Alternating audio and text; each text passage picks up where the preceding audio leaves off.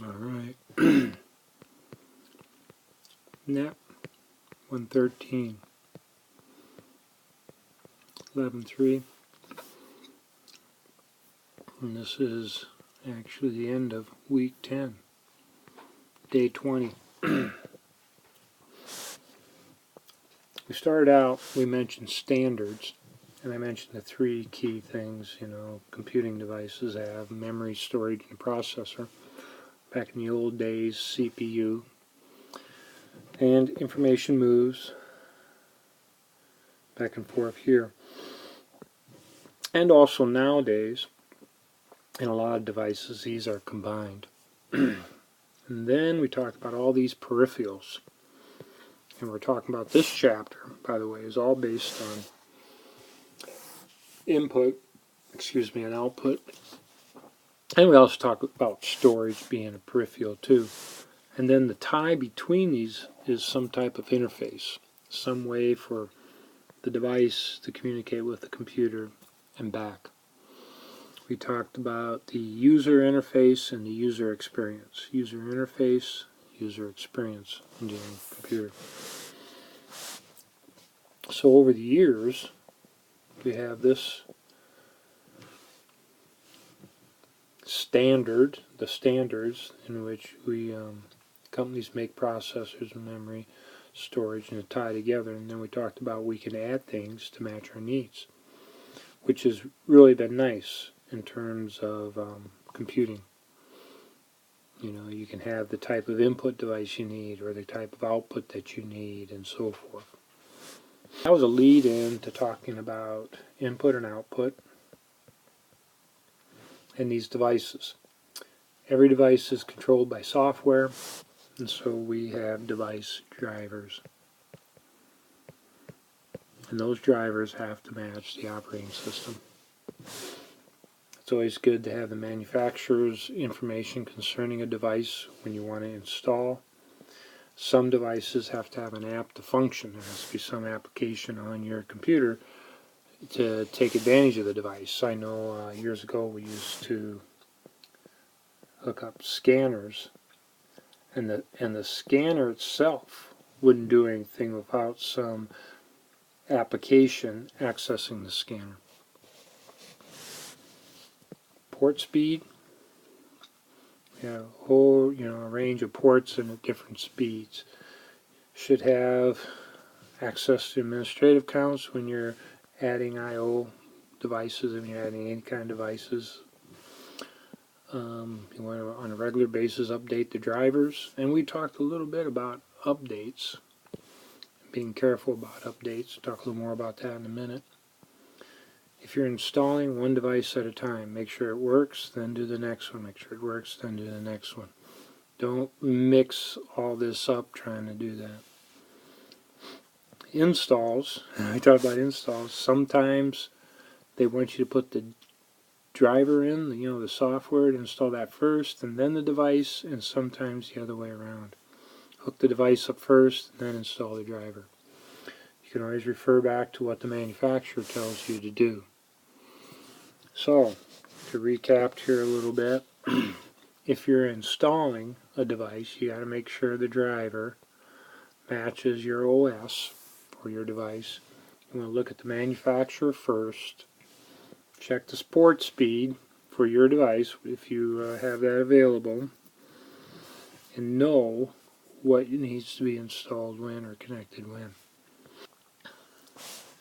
So we just mentioned a few devices: keyboard, mouse, infrared devices. FireWire was really popular. Well, I shouldn't say really popular, but it was a fast way to connect devices years ago. Now USB is most popular. We have those three different levels of USB. If you're using Windows, they have a device manager that allows you to manage devices, look at the drivers. You can do updates from here. If you have a certain driver you need to update, or if you're having some issues, it's good to update the driver. Sometimes you need to go back, so sometimes there's the option to roll back. you did some update, didn't work, and then you roll back the way it was previously.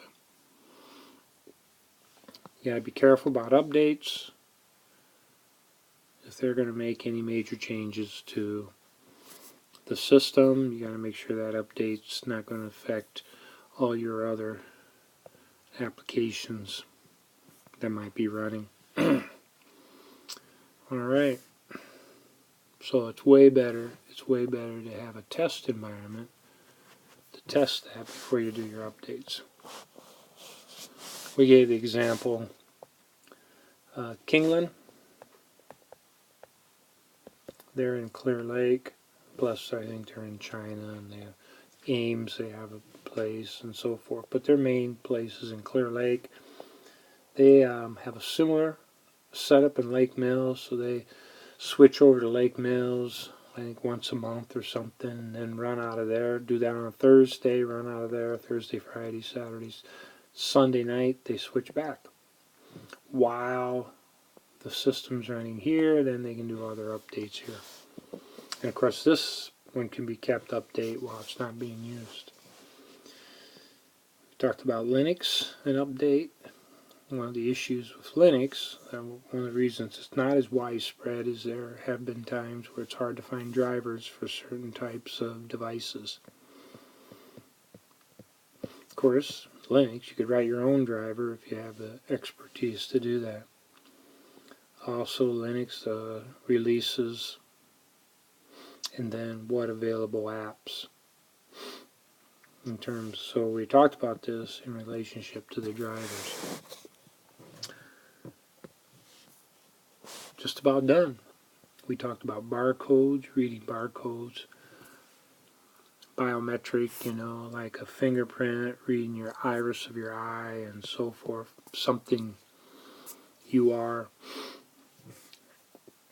So a lot of times, like in authentication would go, something you are, like your fingerprint, something you have, like a card or a fob or something, and then something like a password or a PIN number or something.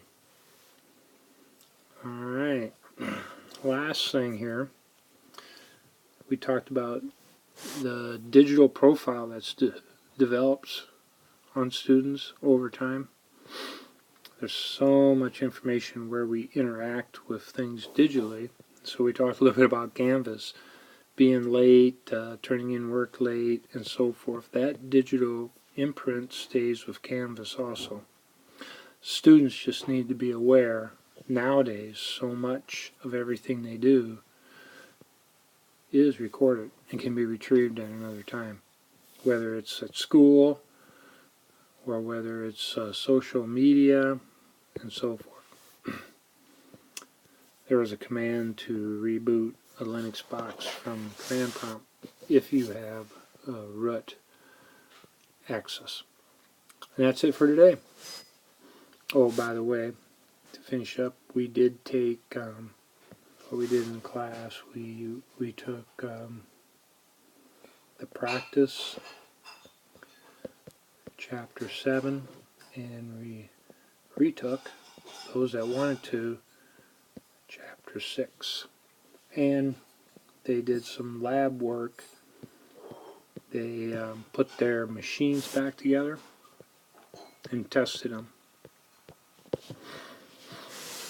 And so what they did was they cleaned the top of the processor off and cleaned the heat sink, and then they applied the thermal paste and put things back together. Alright, so that's it.